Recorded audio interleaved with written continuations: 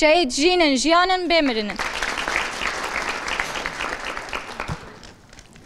ام وکه یکیتیا خواندوان آزاد ده سری ده همو شهیدن شورشه ین کو به بردل گران او تکوشینه که به هم پا بونه وسیله اکو ام دنگو دیمن ریبرتی آخوا ببینن و ببیسن برزداری و منت ببیرتینن هر وها وکی یکیتیا خواندوان آزاد ددن دیار کرن کو هر کلیه که ریبرتی آمد شرط و مرجن لگرا و امرالیه ده دیلگرتی بد لبرانبری پرگال قرکرن و اشکنجه و تکوشین آمد براوستان بردام بکن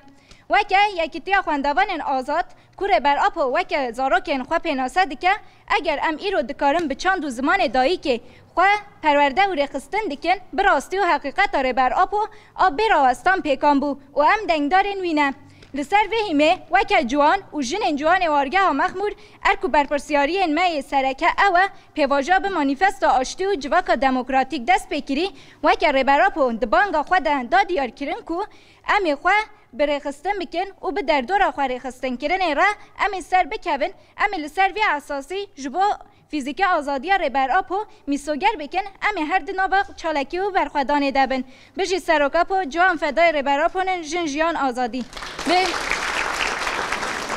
بجی سروک آپو بجی سروک آپو بجی سروک آپو جوان فدای ریبر آپونن جوان فدای ریبر آپونن جوان فدای ریبر آپونن سروک آپو بجی سروک آپو